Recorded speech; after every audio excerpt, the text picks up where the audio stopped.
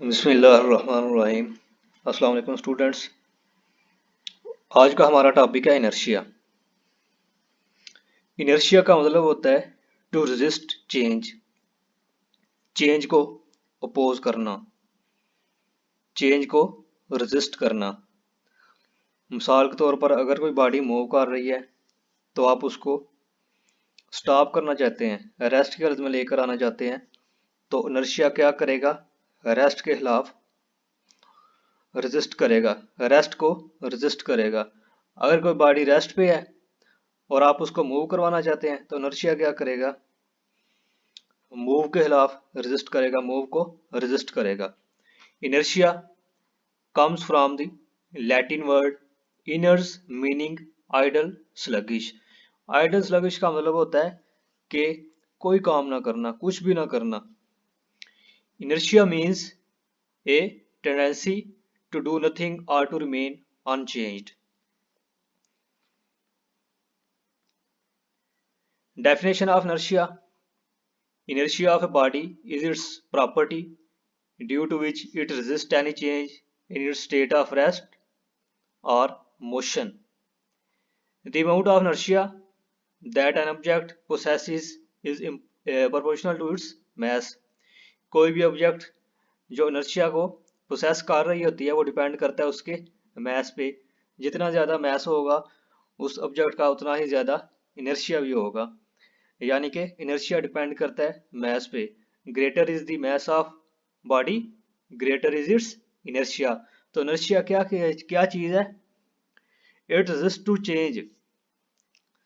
कोई भी चेंज आप किसी चीज़ में लेके आना चाहें, किसी भी चीज़ में आप चेंजिंग लेके आना चाहें तो इनर्शिया उसके खिलाफ मुज़ाहमत करेगा, ओपोजिशन क्रिएट करेगा। नेक्स्ट आपने इसका एक्सपेरिमेंट करना है। Experiment to demonstrate inertia. आपने क्या करना है, एक ग्लास लेना है, उसके ऊपर एक पेपर रखना है या एक कार्डबोर्ड रखना है और उसके ऊपर आपने ग्लास के बिल्कुल सेंटर में एक कॉइन रखना है। जो कॉइन आपने प्लेस करना है कार्डबोर्ड के ऊपर, उसको सेंटर में होना चाहिए, बिल्कुल कार्डबोर्ड के ऊपर। फिर आपने क्या करना है, एक जर्क के जरिए, एक फ्लिक के जरिए आपने कार्डबोर्ड को अपनी पोजीशन से रिप्लेस करना है, फ्लिक करना है। आप देखेंगे कि जो कॉइन है वो फॉल कर जाएगा ग्लास में और जो कार्डबोर्ड है वो दूर जा गिरेगा। जो कॉइन है वो दूर नहीं जाएगा बल्कि वो नीचे ग्लास में गिर जाएगा, लेकिन जो कार्डबोर्ड है वो दूर जाके गिरेगा। तो ये डेमोन्स्ट्रेट है इनर्शिया का, ये आपने खुद भी परफॉर्म करना है। नेक्स्ट टॉपिक है मोमेंटम। मोमेंटम का मतलब होता है एबिलिटी, पावर या एनर्जी। किसी भी काम को जितनी जल्दी कोई बंदा कर ले, जितनी एफिशिएंसी के साथ कर ले, वो उसका मोमेंटम होता है। Generally momentum means that the strength or force that something has when it is moving. The strength or force that allows something to continue or to grow stronger or faster as time passes. कि वक्त के गुजरने के साथ साथ किसी भी चीज़ में जो उसकी स्ट्रेंथ है या फोर्स है वो किस तरह कंटिन्यू हो रही है।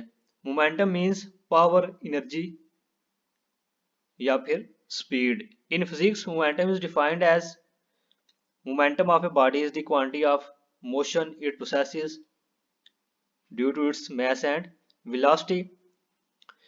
The momentum is denoted by the symbol P.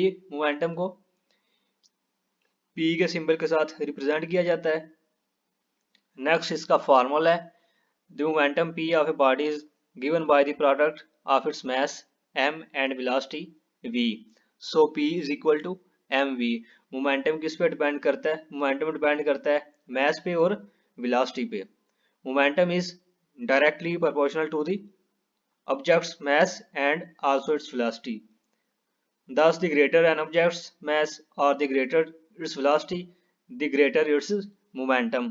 जितने ज़्यादा mass होगा, जितनी ज़्यादा velocity होगी, मोमेंटम भी उतना ही ज़्यादा होगा। लेकिन मास का और वेलोसिटी का जो आपस में रिलेशन है वो इनवर्स रिलेशन है। डायरेक्ट रिलेशन में आपको पता है कि एक चीज़ के बढ़ने से दूसरी चीज़ भी बढ़ती है, लेकिन इनवर्स रिलेशन में एक चीज़ के बढ़ने से दूसरी चीज़ कम हो जाती है।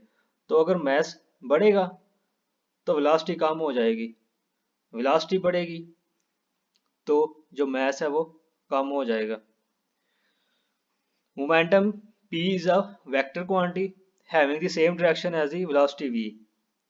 मोमेंटम की जो डायरेक्शन है वो वही होगी जो कि वेलोसिटी की होगी। The SI unit for momentum is kilogram metre पर सेकेंड।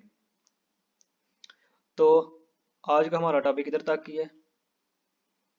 नेक्स्ट हम न्यूटन्स लॉ को स्टडी करेंगे। तब तक के लिए अल्लाह हाफिज़।